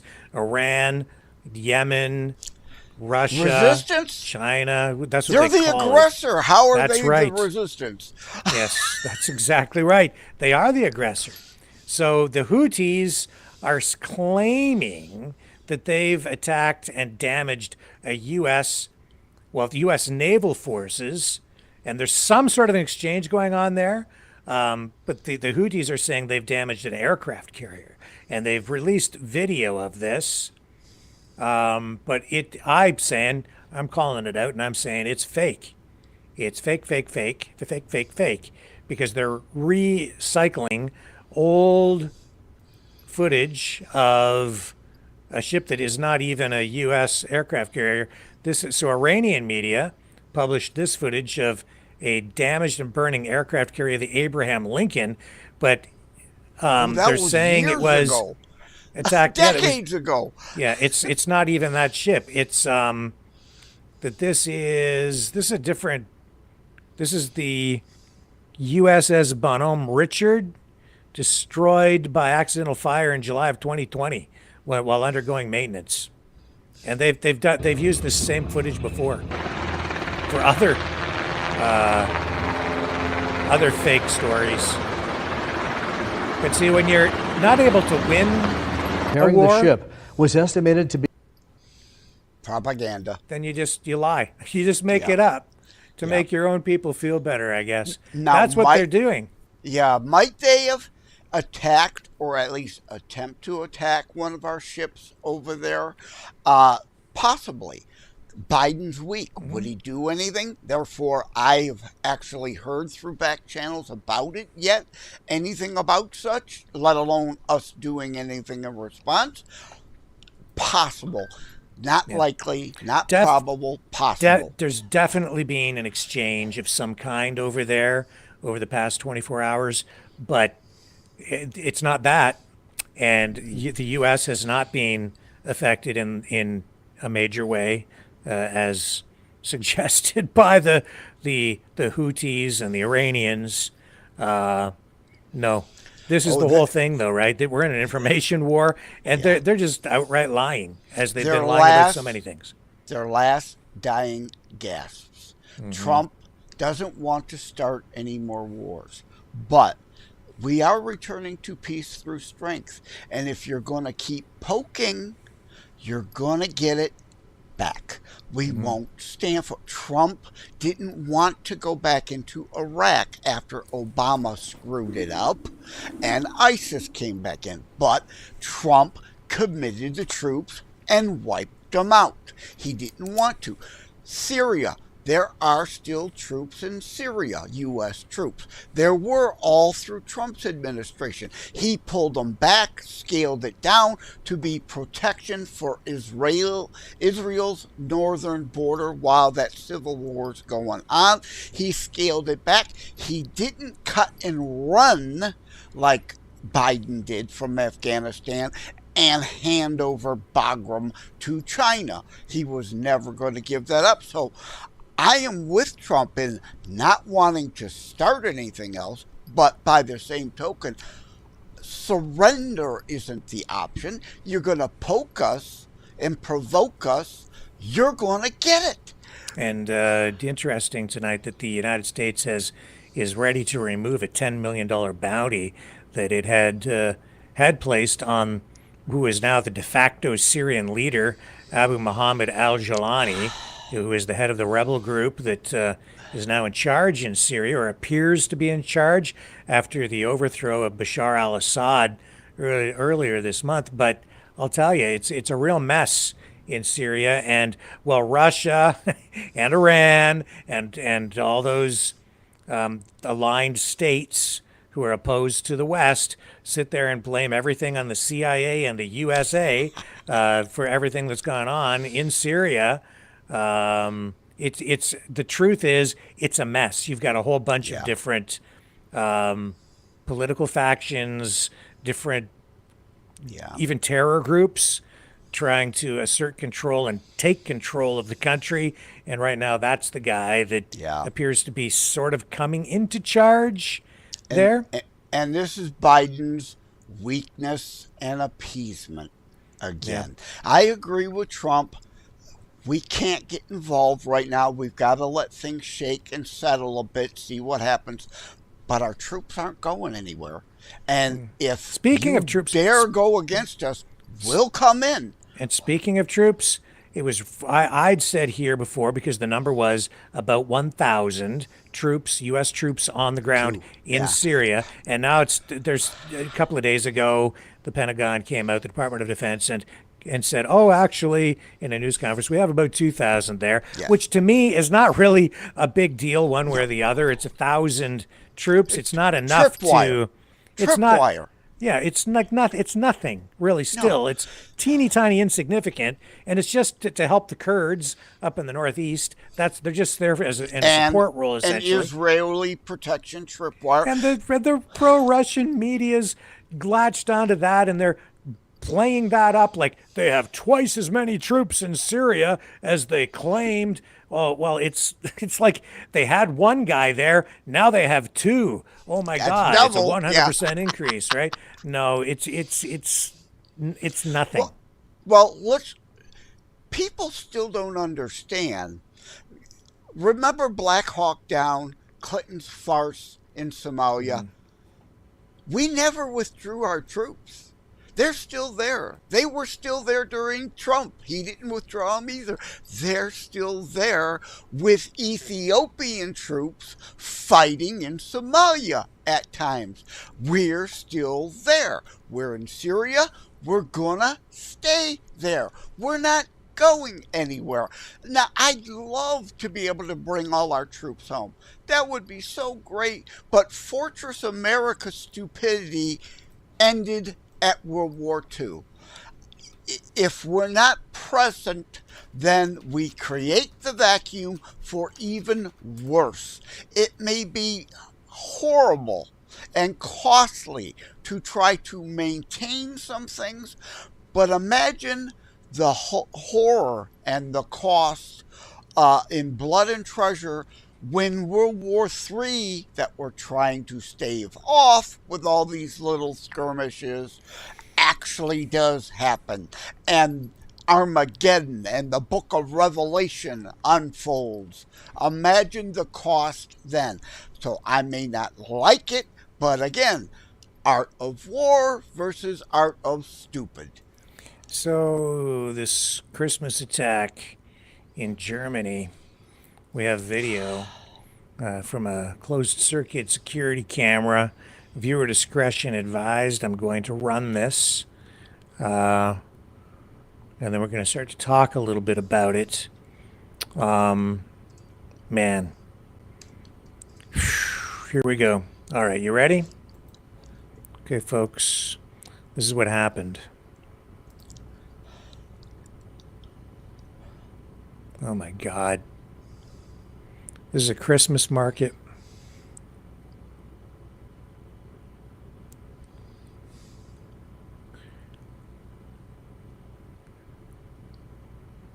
Now, it's my understanding a suspect who is Syrian has been identified. Is that a shock to anyone? A doctor. It was my I didn't think he was Syrian. I thought he was a doctor. Well, that was the report that I saw just before we came on air. But the information is flowing quickly, and it seems to be changing almost from minute to minute. In fact, I have another update here just posted minutes ago. So what are we seeing here? The most up-to-date information that I have so far is that scores of people have been injured, and at least 2 people, including a small child, were killed. This after a car plowed into this crowd of people, as you saw, at a Christmas market. This in the eastern German town of Magdeburg, in what local officials there are describing as, and they're using this phrase, these words, terror attack. So at least 68 other people there have been injured. 15 were left in critical condition. This according to officials from the municipal government there. And in this attack, it was a black BMW, and it drove straight into that crowd at the Christmas market. It was traveling at a speed, well, it was at full speed, whatever speed that was. It was moving at a real clip, and it went into that crowd there for about 400 meters in the direction of the town hall. And we just showed you exactly what happened from that security camera footage, and then emergency workers were then seen rushed to the scene, and they were treating victims on the ground. Makeshift tents were set up at the site because they had so many people injured, and they had to do what they could at the scene as they arranged to get transport out to hospitals. And now the driver of the car was immediately arrested, later identified. See, and this is different than the information that I got even just about an hour before we came on the air here. He's been identified as Taleb A, a 50-year-old medical doctor from Saudi Arabia. And this is the problem with social media, is this is completely different information than I got an hour beforehand. And they're going to want to try and blame Saudi Arabia, just as some still try to blame Saudi Arabia for 9/11, because Osama bin Laden, having been kicked and disowned by his own Saudi family from Saudi Arabia, recruited Saudis to commit the 9/11 act so that conspiracies would abound about it was Saudi Arabia behind it. So that conspiracy theory immediately popping up is no surprise. And as you would imagine, I think this is accurate that this guy is from Saudi Arabia. The information I had an hour earlier was that the suspect was Syrian. But I don't think that is accurate. It's a totally different name. That's why I didn't actually repost it.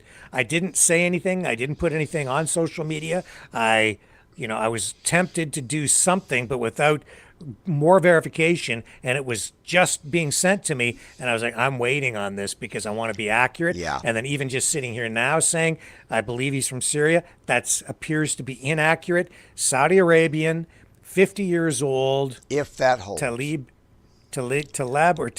A is the name that has been conveyed to the public now.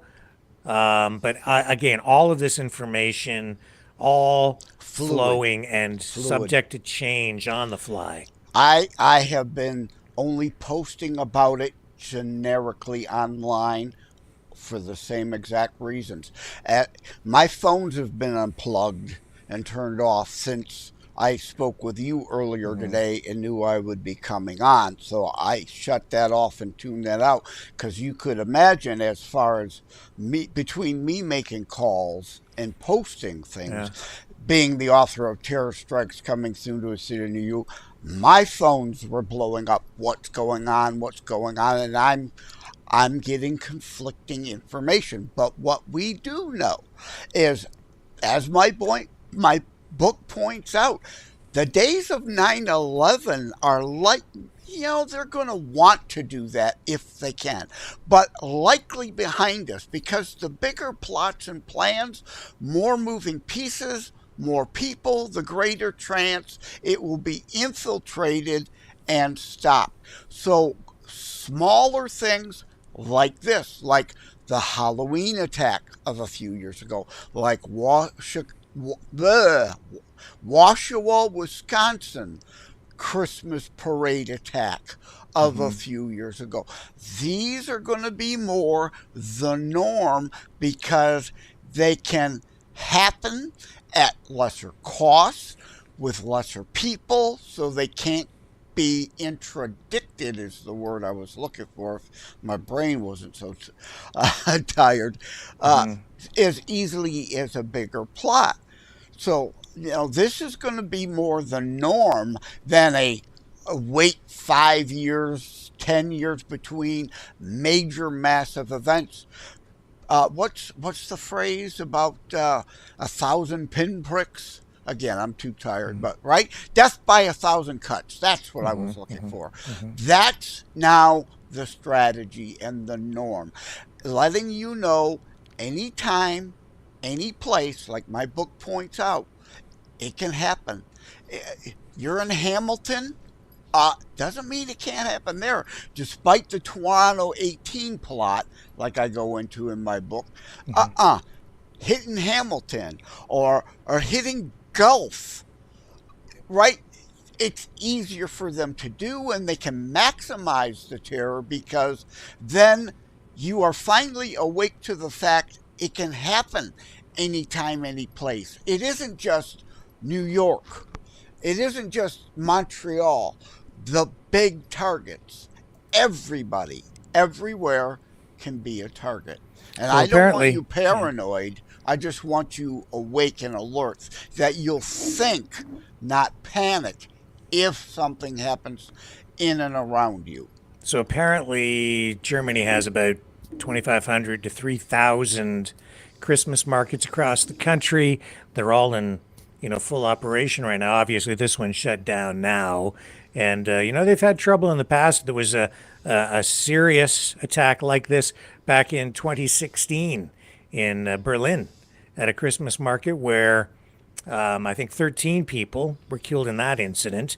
And wasn't it just last year we saw, maybe you just mentioned this, there was an attack in the U.S. at a parade? Yeah, yes. It's been ongoing. The biggest one people most remember was a few years ago. Waukesha was the place. Waukesha, Wisconsin, indeed. Somebody drove past barriers and started running people down at a Christmas parade.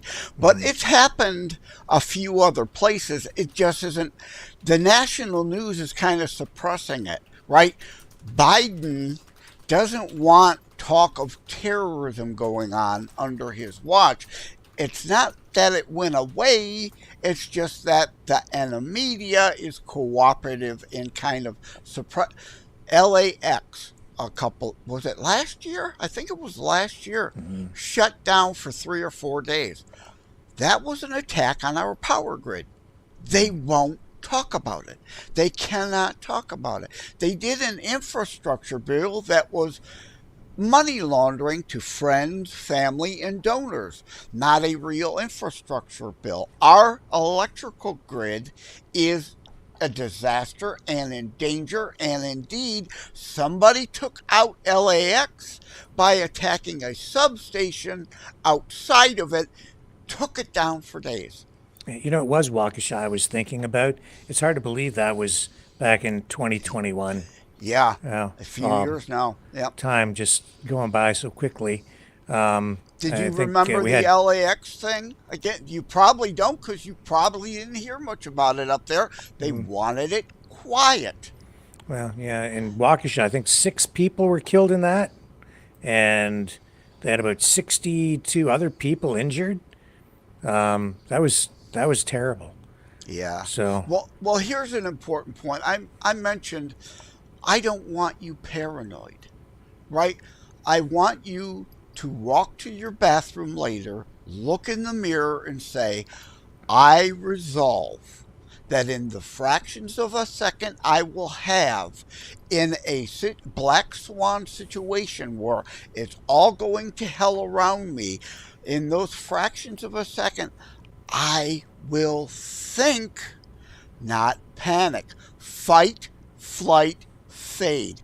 Fight, unless if you're trained and you're armed and ready, is not likely an option for many. Flight, if you're in the sheeple stampeding to get away, you might get trampled to death.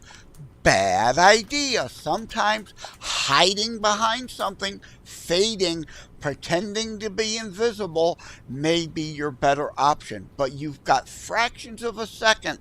You got to think, not panic. Yeah, let's bring up this additional video here of what happened at this Christmas market in over in Germany tonight. And I'm also seeing the political commentators chiming in on this, and I see the posts coming in now that I'm seeing right now. They're all like, don't be an Islamophobe, the blah blah blah. So I don't know. Here we go. Reports that police suspect there could be an explosive device in the car that was used to plow through the crowd of innocent civilians shopping at this Christmas market about 2 hours, hour and a half or so outside Berlin. How do you suspect police are going about investigating this? So there'll be a couple pieces. Excuse me. I mean, one is, of course, the evacuation of that area, because if you do think or suspect that there could be a bomb, you're going to have to evacuate. Then they have to ensure that the car is safe. The car and the individual are both your sort of prime evidence at this stage. So Deputy Director McCabe just talked about the person. The car is also going to give a lot of evidence. Who owned it? When was it acquired? BMWs are obviously common in Germany. Was it under someone else's ownership? And then that would give you a sense of, are there others that they have to be concerned about? I will say, knowing Germany, that this is high alert throughout the entire country right now. These are very common areas, common festivals. We are now just a few days out from Christmas. They are clearly vulnerable, hard to make them not vulnerable, just given the pedestrian aspects of it, as well as the stalls, as we were saying, are very close. They're festive. There's beer, there's partying, there's shopping. But now you have an entire country that is going to be worried that this would be followed up. So it's put this is a horrific event. We hope the fatalities are kept low. Yeah, so... Yeah, an important point about this. Beat the other horse. You and I both said we tried to share but not overshare. We tried to be careful, right? Whereas, like this news station, they're on air, they got conflicting things. You've got to say, we know these are facts. The rest of this is speculation. the BMW, right? Yeah. If it belonged to someone else, there are more involved. Well, that speculation you didn't take far enough. It may be a stolen vehicle. Well, this guy who's been identified as the main suspect, his name is Taleb Al-Abdulamohsen, and he was actually on a BBC program, television program, some sort of a documentary or news report back in 2019. I have the clip right here. Well, where I'm are share you it with getting now. the information that, what show you. source did you quote? Because it's not you saying it, you are quoting whom that is the suspect.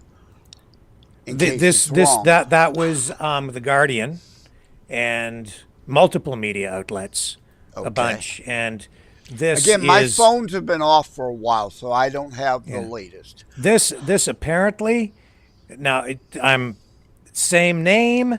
Whether this is the guy with just maybe it's a different guy with the same name, but on social media right now, this is who people are saying this suspect appears in this BBC documentary or news report. So here's what we have. If this computer is acting up, right? I'm hoping we don't I can know if get you this is clip. the guy. Here, this is. We're not saying it's the guy.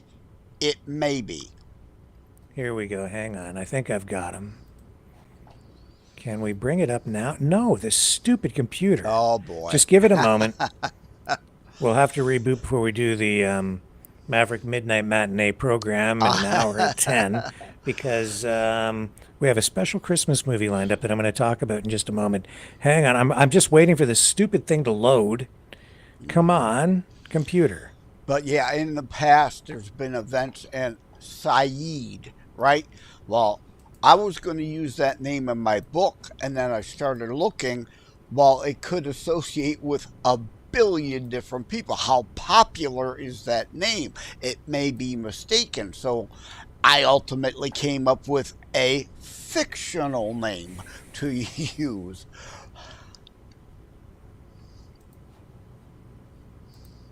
Wow, this thing won't load. Uh-oh. What is wrong with this stupid computer? Hang on, let me try something else. Well, you want to jump to a quick break and come back? Or? Let me just see if it loads this way. Hang on, I don't want to do that. I think we might have better luck over here. Do we have it? Just as long as the internet don't go out again. Yeah, well, that's the thing. This is an internet issue, I think, more than anything. Well, last time I was on with you, it went out entirely. You dropped off, went away, and then I later find via Rumble, I'm looking back, half of what I said before I signed off also just wasn't there. They dropped me.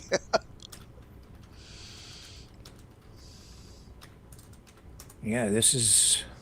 both rambling away and we're not actually live. I hope that's not the case today. Yeah. Let me just... I've got a different source. Let's see if this one works better. Here we go.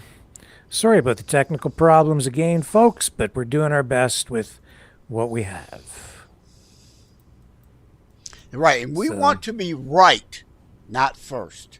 Mm-hmm. Okay, yeah, different source. And I think this is going to work. Okay, here it is. This is supposed to be the suspect, and this is being posted widely now on social media just within the last few moments. Hi, my name is Taleb. I'm from Saudi Arabia. I'm an activist. I created a website to help people seeking asylum, especially from Saudi Arabia and the Gulf region. Hi. That's all we've got. Not. But again, this is not if this is the guy, it wouldn't be a surprise to me. Just like Osama was able to get 20 disaffected Saudi Arabians, there are a lot of Saudi Arabians trying to hold to the old ways, and Saudi Arabia is changing.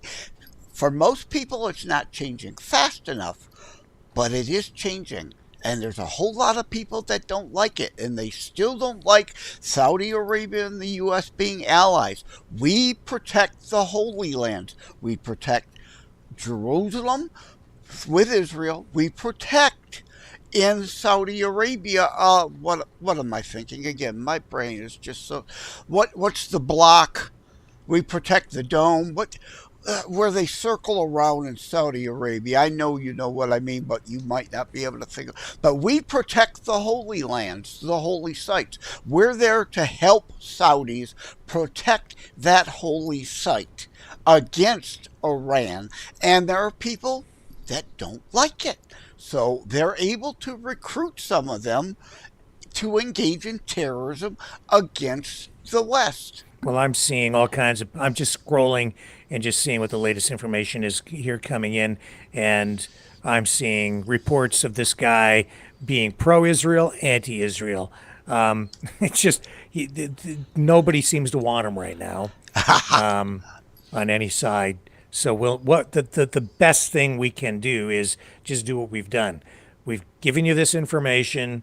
We need to wait until we get more concrete details and official confirmation from credible sources like investigators to determine exactly what this guy is all about and to determine if indeed he's actually the one responsible. It appears that's the case, but give it some time for accuracy. I'm not going to go out on a limb here and make any kind of claim at all because everything is so we preliminary. would rather ultimately wait and be right than be first about it. But these are reports. Take them with a grain of salt till we actually know. And again, not enough sleep, my brain. I had to go over to Google. It's Mecca and Medina in Saudi Arabia that I was trying to think of. Ah, yes. So I know that you're bagged. I'm inviting you anyway to come and join me on the Maverick Midnight Matinee. You're probably way too tired, but if you've got the energy, you're welcome to join me. And I would love to join because even you know what it is? I'm sure you feel that you're overtired, right? So I can already tell with all that's going on, I'm so tired, but yet if I go to bed, I'm just going to lay there all night and have a bout of insomnia and not sleep anyway. So, hey, I may as well be with you. Okay, well, what we're going to do then is I'm going to run this trailer. Okay, you know what I'm going to do? I like to tease people just a little bit, okay? And if anybody can guess this movie, I will send you a free Maverick News t-shirt or a Knights of Malta, Exile of the Knights of Malta t-shirt, one or the other, whichever you would like. I will send you a free one. I'm going to tell you this movie that we're going to run tonight is a Christmas flick, and it's from the 1940s. Anybody want to guess in the chat tonight what our special Christmas edition of Maverick Midnight Matinee is featuring this evening? Mofo says Silent Night. Nope. We're not talking Miracle on 34th, are we? Silent Night. Another one says Silent Night. No. 1940s. I don't want to be too specific. I'll just give it away. It's a Christmas movie. Anybody else? Any guesses? So what else can I tell you about it? They've had time to Google Christmas movies from the 1940s by now. Somebody should come up with it. So this is a movie that sort of blends some. It's a film with themes of family redemption, and the spirit of Christmas. You're not talking It's a Wonderful Life was what, 60s or 70s? But the copyright expired. That's why you see it everywhere now. It's in the public domain. Like this movie is, right? So this, oh boy. It's not. Okay, here's the next clue would be that it's not really that well known. It's a little bit more obscure. But it's supposed to be a pretty good flick. I personally have never seen it. As far as I know. Sounds like I might not have either then. And it's a comedy. Good. It's a comedy drama, really. No, it's not Silent Night. I got to take that down. No, Scrooged. No, Scrooged is not the right answer. No, that's recent with no, Bill it's not. Murray. It's a Wonderful Life. No. Nobody's getting it. Nobody's. Maybe Wouldn't my be clues Miracle are on just too 34th. No, good guess, but no. That's well known, so that can't be it. You said it's more obscure. Yeah. Okay, so it was produced by Benedict Bogius Productions. That does not ring a bell at all. Okay. It's about a greedy nephew of an eccentric woman.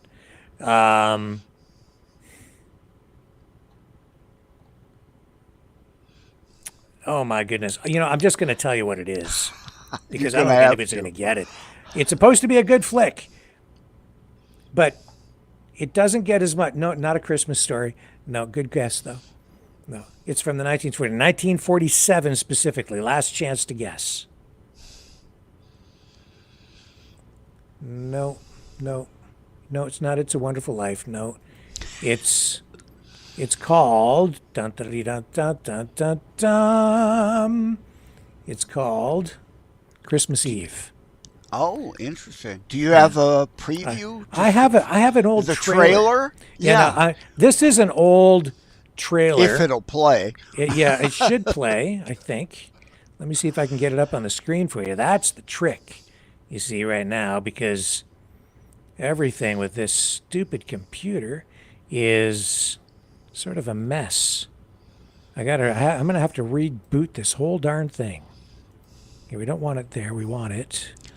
Justin's version of the NSA is on you again. Yes, that's right. The C, yeah, CSIS. Yeah, okay. All right. Here's a trailer. This was an old trailer that was on Beta SP videotape, broadcast standard. Wow. Transferred to film. Now, Beta SP, I've got to. Anyway, it doesn't matter. That's why you've got the time code on there. Now, the film that we're going to run later, the actual movie, the audio quality, the video quality is much better than this. So don't let this scare you away. The audio is a little tinny on this. But this is like a commercial, a trailer for the film, Christmas Eve. And I think the movie is better than the trailer itself, actually.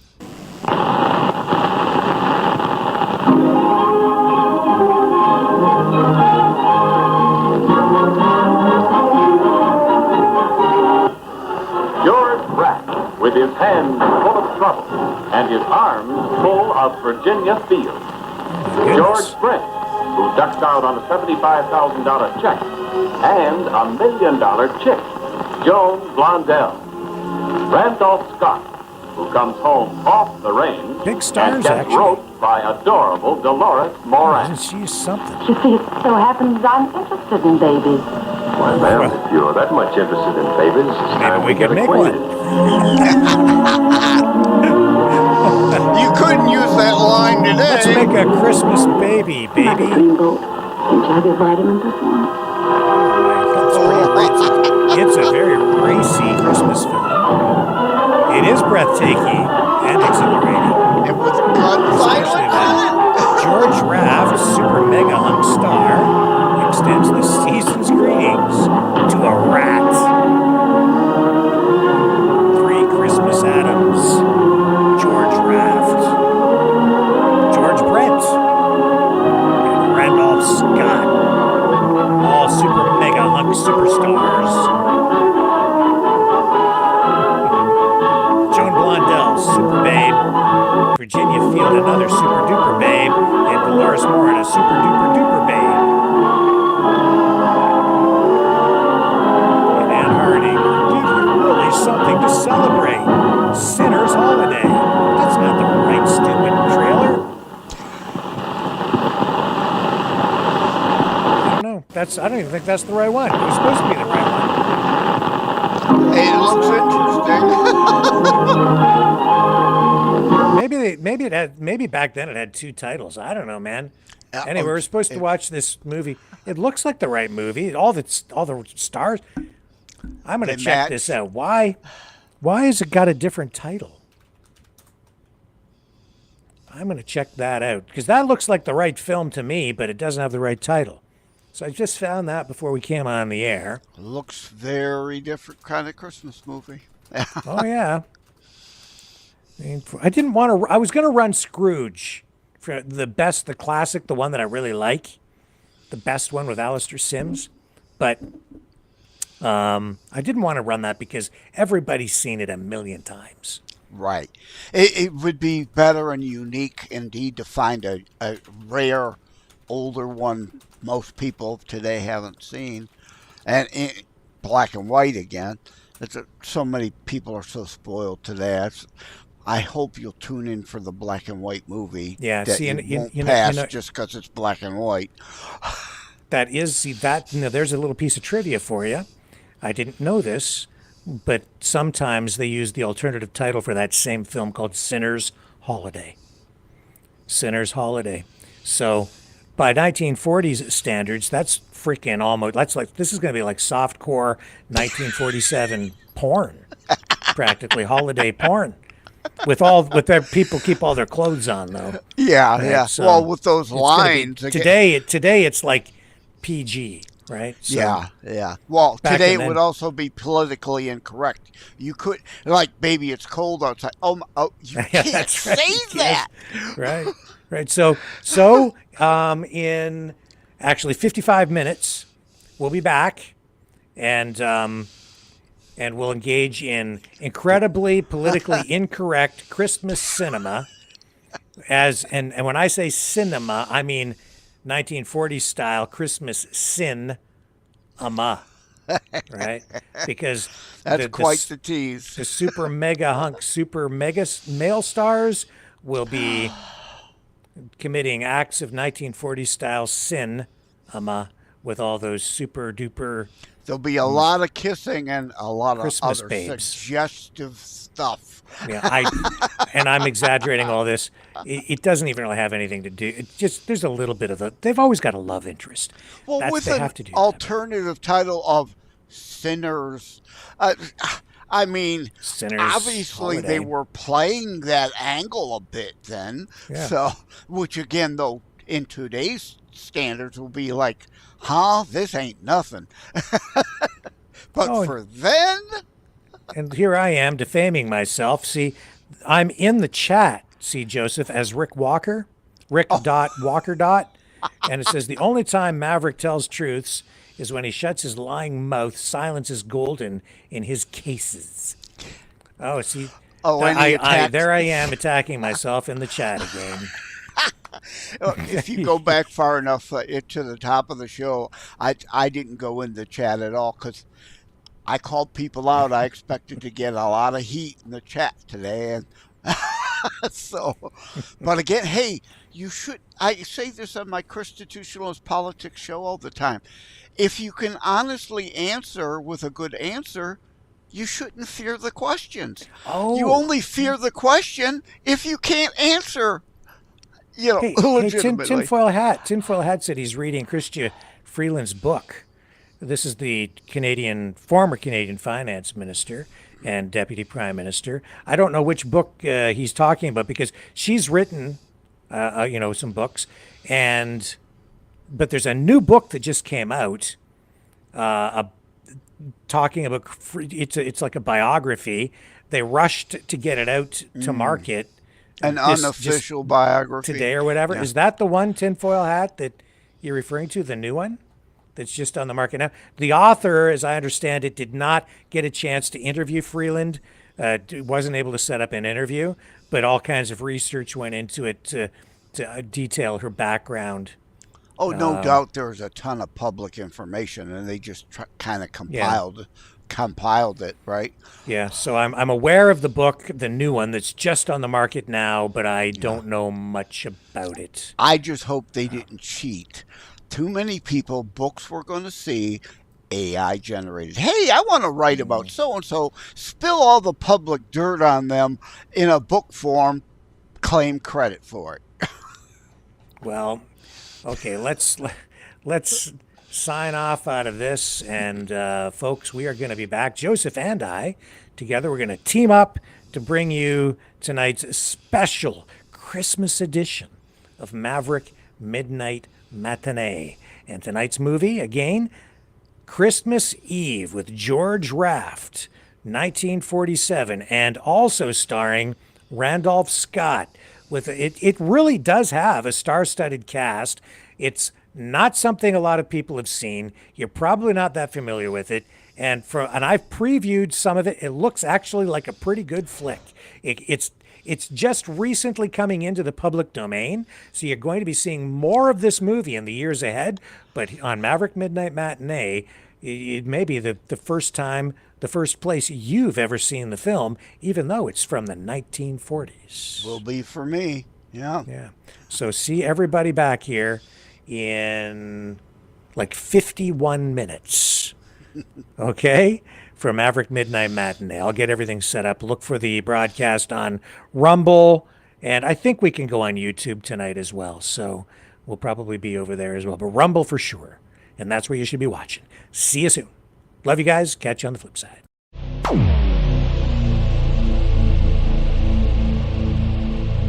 This has been a Maverick Multimedia production.